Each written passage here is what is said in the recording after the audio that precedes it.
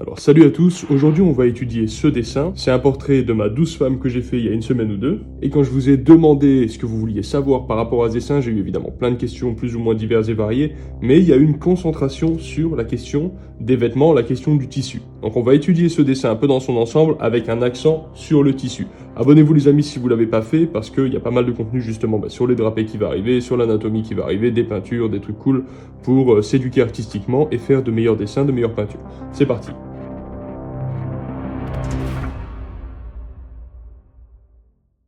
Donc d'un point de vue fondamental, je vais prendre un calque.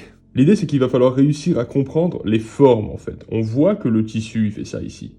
On voit que là il va derrière comme ça. On voit qu'ensuite ça revient et que ça fait ça à nouveau. Et pourquoi on voit tous ces reliefs? On voit tous ces reliefs parce que il y a des valeurs, il y a des couleurs claires et des couleurs foncées qui nous donnent des indications sur la forme de ce qu'on est en train de voir. Donc vous pouvez prendre carrément des photos, juste des photos, et puis les imprimer, et puis tracer avec un stylo ou un crayon, ou peu importe ce que vous voulez, des géodésiques, c'est-à-dire des lignes droites qui suivent des mouvements courbes. En fait, c'est une ligne droite qui est posée sur une surface courbe, tout simplement. Un petit peu comme si je traçais une ligne droite sur cette feuille, tac. À partir du moment, là vous voyez bien qu'elle est droite, et dès que je commence à plier la feuille, vous la percevez de façon courbe. Et bien là c'est un peu pareil, pour donner cette illusion à une image d'être en perspective alors qu'on dessine sur un truc en 2D, le papier c'est en 2 dimensions, il va falloir donner cette impression comme ça, voilà, tac, tac. Ça c'est sous-jacent au dessin, c'est pas sur le dessin, mais on le ressent grâce aux gestions des valeurs. Ensuite par exemple, on peut continuer, là il y a un creux, on voit bien qu'il y a un creux, et puis ça repart comme ça fait comme ça refait une courbe, hop, ça remonte ici. La lumière, elle arrive comme ça. Tac, voilà. La direction de la lumière, c'est ça. Donc à chaque fois qu'il va y avoir un plan qui fait face à la lumière, il va être à la lumière, comme son nom l'indique. Et à chaque fois qu'il va y avoir un plan qui est opposé à la direction de la lumière, eh bien, il va être à l'ombre.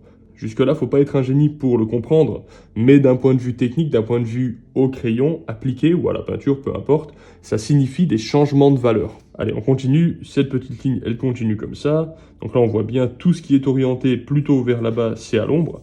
Là aussi, tac, ça c'est à la lumière, ça veut dire que c'est orienté par là-bas. Ça descend, ce genre de choses. Donc tout le dessin va être fait comme ça, si tu veux. Normalement, tu dois être capable de tracer tes géodésiques un petit peu comme tu veux. Tu vois, là, par exemple, sur cet endroit bien précis sur lequel je suis en train de tracer, il y a une différence, c'est-à-dire que le plan qui est orienté à la lumière, il est quand même à l'ombre ici. Pourquoi? Eh bien, c'est l'ombre portée. C'est l'ombre portée de ce morceau ici, en fait, qui est projeté contre cette partie de tissu. Donc la zone à l'ombre, si tu veux, elle englobe toute cette partie-là. Tout ça, là, à l'intérieur, là, c'est à l'ombre. Sauf que là, on va avoir le terminateur. Le terminateur, c'est la frontière ombre-lumière d'un objet. Et de l'autre côté, tout là, on va avoir l'ombre portée. Et ces indications-là, on le comprend lorsqu'on regarde le dessin, grâce à la façon dont j'ai géré les valeurs, c'est-à-dire les blancs et les clairs, et à la dureté des contrastes. Par exemple, sur le terminateur, puisque c'est un objet, le tissu, qui là tourne de façon douce, comme ça, on va avoir un terminateur, une frontière ombre-lumière qui va être plutôt douce. Et puisque cet objet projette une ombre portée sur le tissu qui est à côté, eh bien on va avoir une ombre portée, elle, qui va être nette. Et la raison pour laquelle elle est nette et pas diffuse, c'est parce que la distance entre le tissu qui projette et le tissu qui reçoit la projection est petite.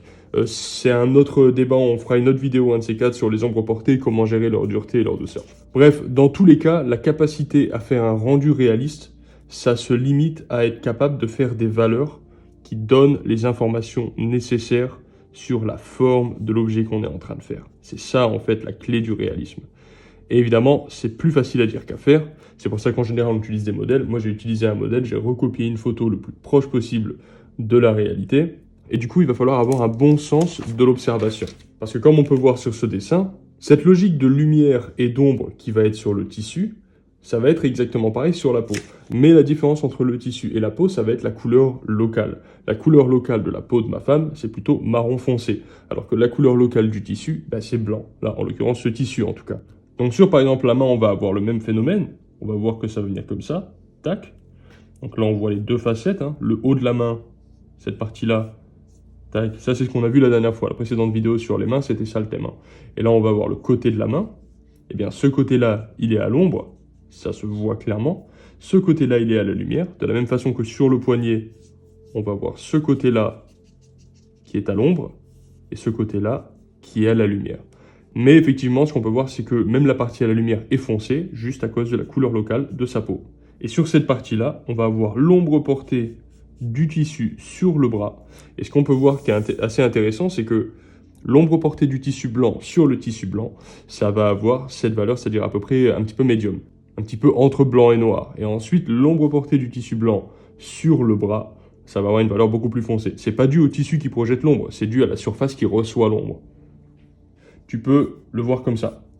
Ton objet, t'as noir, et puis t'as les choses qui vont jusqu'au très clair. Bon, c'est pour schématiser.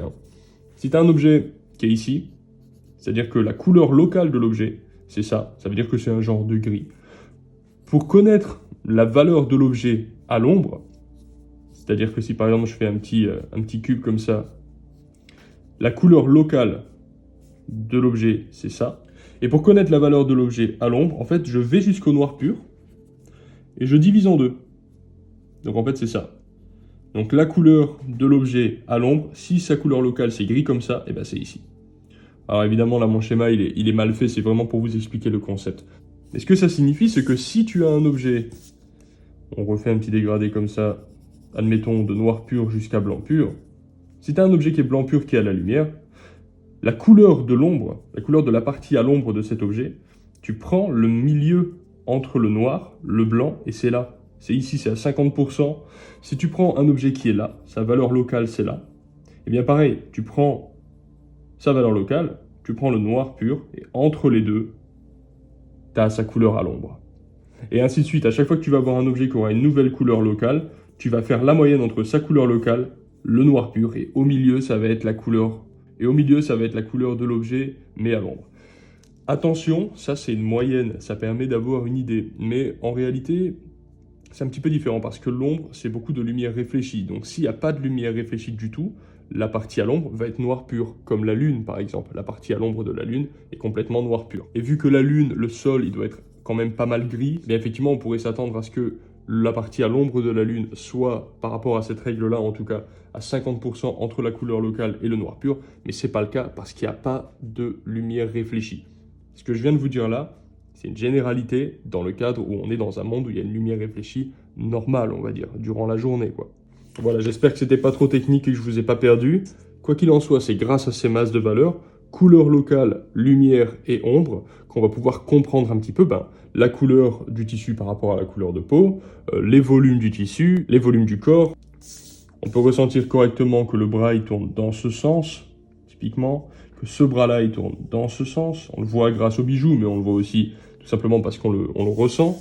On voit ici que le visage, il y a la bosse du nez, et ensuite ça fait comme ça. Voilà. On peut comprendre, en fait, si tu veux, les reliefs grâce aux masses de valeurs. C'est ça qui est le plus important, en fait. Et ce qui compte quand on fait un dessin, peu importe lequel, en fait, mais c'est que ces masses de valeurs, elles soient respectées de façon comme des blocs. Tu vois, donc par exemple, là, si tu as la tête, le corps, et puis la main, le bras, et puis ensuite, là, tu as l'autre bras, tu vas avoir plusieurs groupes de valeurs qui doivent être vraiment distincts. Tu vas voir, par exemple, les cheveux. On va commencer du plus foncé jusqu'au plus clair, c'est plus facile de faire comme ça. Voilà, les cheveux, on est d'accord, ça fait ça. Ensuite, tu vas avoir genre la bouche et les yeux. Ça va être un peu le rythme des couleurs les plus foncées. Ensuite, tu vas avoir la main. La main et la peau, c'est ce qu'il y a de second plus foncé après les cheveux. Donc, tu peux griser.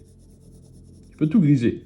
Tu peux tout griser en une seule valeur uniforme. C'est pour te donner l'information de la masse que ça représente. Tu as l'autre main avec l'autre avant-bras. Je vais refoncer un peu plus les cheveux histoire qu'on comprenne bien. Donc, je vais éviter de pourrir mon papier en dessous par contre. Voilà. Et ensuite, tu vas avoir la partie du tissu. Donc le tissu, lui, il est gris, on va dire, mais tu vas avoir des ombres portées. Donc on va dessiner vite fait les formes très abstraites des ombres portées. Et les ombres portées du tissu sont finalement assez claires. Tu vas avoir de la lumière là, hop, de la lumière là. Et après, tu vas avoir 2-3 trucs. Et le fond, je l'ai laissé blanc. J'ai fait un tout petit gris ici sur le côté droit, juste histoire que ça fasse ressortir un tout petit peu la partie lumineuse du tissu qui est de ce côté comme ça. Donc on peut repérer 3 masses de valeurs. Pour chacune des masses de valeur générale, évidemment, il va y avoir de l'ombre et de la lumière, mais il faut quand même donner cette impression de couleur locale, c'est ça qui est important. Donc sur le visage, on va avoir toute une partie qui est à l'ombre, tac, tac. Sur les mains, pareil, tu vas avoir de l'ombre portée, tu vas avoir une partie qui est à l'ombre du bras, etc. Et tu vas avoir aussi des ombres portées sur le tissu, mais au final, sur une échelle de valeur qui part du noir pur jusqu'au blanc pur, admettons que ça, ce soit une échelle qui soit bien faite, le tissu, lui, il va être de là jusqu'à là, par exemple, du blanc pur jusqu'à demi-ton à peu près, tu vois, par rapport à l'ombre, on disait tout à l'heure, hein, le noir il est là, donc ça va aller de là à là. La couleur locale des cheveux qui sont très foncés, ça va aller par exemple de là jusqu'à là, tu vois, ça va être ça le comment dirait-on, la plage dynamique, je crois que ça se dit comme ça, la plage dynamique des cheveux. Les yeux aussi, enfin après il y a toujours des détails un peu plus foncés à droite à gauche, mais de façon générale, je parle de masse globale ici, je parle pas forcément des détails qui sont partout. Et ensuite, pour la peau, qui elle va être pour le coup intermédiaire entre les cheveux et le tissu, eh ben tu vas être, on va dire, aux zones les plus claires, tu vas être à peu près là. Et puis tu vas faire pareil, ta moyenne, et en fait tu vas avoir la peau qui va appartenir à cette planche dynamique, cette plage dynamique. Donc ça serait la peau. Ça serait le tissu, et ça serait les cheveux, tu vois. Et le fond, lui, je l'ai laissé blanc, ça aurait pu être autre chose. Après, tu vas avoir toutes les zones d'ombre d'occlusion, c'est-à-dire les crevasses, les trous, les trucs comme ça. Par exemple, sur les bijoux, par exemple là, la crevasse dans le pli du bras, par exemple ici, là, l'intérieur, c'est des zones en fait où la lumière, elle va et elle a du mal à ressortir. Ici, les trous de nez, évidemment, derrière les boucles d'oreilles, toute cette zone-là, etc. Ça, c'est l'ombre d'occlusion. Et ça, pour le coup, ça va être foncé. Et ça va être foncé un peu partout. Les ombres d'occlusion, elles sont foncées de façon générale, quelle que soit la couleur locale de l'objet que vous êtes en train de dessiner. Donc voilà, c'est ça l'idée. Être capable de repérer ces masses de valeurs, être capable de les comparer et ne pas être timide si, par exemple, un grand espace comme ça, c'est tout gris, et bien de ne pas être timide, de le faire tout gris. Il faut y aller, il faut colorier tout gris. Ensuite, pour avoir des ombrages doux, parce qu'il y a pas mal de gens qui me demandent comment je fais pour avoir des ombrages qui sont vraiment doux, le secret est le suivant. Il ne faut pas abîmer son papier, et moi, personnellement, ma méthode, en tout cas, c'est de tenir mon crayon loin. C'est pour ça que j'aime ces critériums, parce que ça permet d'avoir la mine qui ressort et de tenir son crayon super loin, comme ça. Et j'aime faire des grandes hachures, comme ça. Voilà. Là, j'abîme pas du tout, j'abîme absolument pas mon papier, ça veut dire qu'ensuite, je peux gommer à 100%. Je fais des hachures, on voit qu'il y a un écart entre ces hachures, le truc n'est pas encore super lisse, mais quand je fais une deuxième série de hachures par-dessus, puis une troisième, puis une quatrième, une cinquième, une sixième, etc., on va commencer à avoir un gris qui va être homogène et qui va être doux. Le tout, en fait, c'est d'être, comment dirait-on, c'est d'être patient. La clé du réalisme, la clé de la douceur dans un dessin, ou dans la peinture, ou dans le tatouage, peu importe, c'est vraiment la patience. Un coup de crayon après un coup de crayon, petit à petit, ça finit par se foncer. Et là, déjà, on a un gris qui est beaucoup plus doux que tout à l'heure. Et si tu veux aller plus foncé, tu continues en augmentant la pression petit à petit, tranquille. Il y a d'autres méthodes. Je sais bien qu'il y a des gens qui utilisent de la poudre de charbon, de la poudre de graphite, de machin.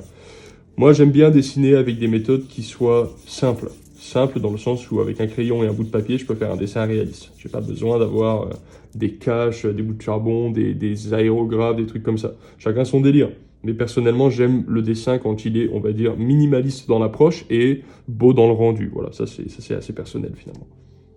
Voilà, et donc à force de faire ce genre de truc, on finit par effectivement avoir un rendu qui est super doux, super lisse. Là, c'est vite fait, j'ai fait ça en 2 minutes, mais un rendu propre, ça peut prendre plusieurs heures, quoi, hein, même pour une surface qui finalement est assez petite. Un truc comme ça, là, avec tous les dégradés et tout, il y en a pour 3-4 heures. Donc un dessin comme ça, personnellement, je crois, j'ai pas compté, mais je pense que j'ai mis entre 15 et 20 heures à le faire. Pour faire de la douceur dans un résultat, dans les tissus, etc., rajouter des détails, faire en sorte que les choses soient cohérentes. En quelque sorte, une fois que tu as compris les fondamentaux et une fois que tu maîtrises un peu les arcanes pour pouvoir dessiner de façon légère et tout, c'est plus qu'une question de patience. Ça veut dire que si j'avais passé 25 heures de plus à dessiner que les cheveux, eh ben j'aurais fait des cheveux qui sont hyper réalistes. J'aurais pu pareil foncer plus la peau pour donner plus de profondeur, foncer plus les ombres portées pour donner plus de profondeur, etc. Après, c'est un choix aussi, on n'a pas toujours envie de passer 50 heures sur un dessin, mais dans l'ensemble, gardez en tête que si vous voulez faire du rendu un peu propre, il va falloir passer un peu de temps dessus, ça c'est clair et net. Ensuite, pour revenir sur mon dégradé, Désolé, je passe d'un sujet à l'autre, mais vu qu'il n'y a pas de script, c'est comme ça. Pour revenir sur ce dégradé, une fois que le dégradé il est fait, et bien là tu peux t'amuser par exemple à mettre dans le tissu, par exemple à mettre des effets de plis comme ça, grâce à la gomme mie-de-pain. Ça c'est trop bien ça. Tu fais des effets de plis, voilà par exemple, hein. Et ensuite tu peux t'amuser à revenir. Et par exemple, admettons que maintenant cette partie-là en fait ce soit un morceau de tissu qui se superpose au précédent. Tu vas pouvoir faire une petite onde d'occlusion, normale, ici. Et au fur et à mesure, tu peux te permettre d'aller de plus en plus foncé. Donc pour aller de plus en plus foncé, je vais tenir mon crayon plus proche de la mine pour avoir plus de pression, plus de force, pour être plus efficace. Alors après, du coup, forcément, tu risques d'abîmer un peu plus ton papier et tout. Mais si tu sais vraiment que tu es dans ton bon droit, on va dire, de mettre du foncé à cet endroit-là, ça va. Et après, dans tous les cas, il ne faut pas exploser sa feuille, hein. Si tu n'arrives pas à aller trop noir avec un crayon, prends un crayon plus tendre, ou alors change de papier. Les papiers trop lisses comme ça, là j'utilise un papier d'imprimante, c'est ultra lisse.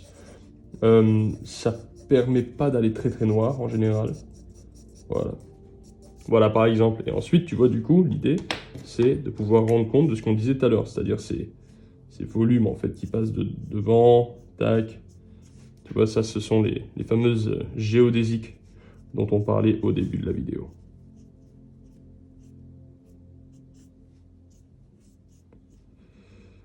Tac, tac, voilà.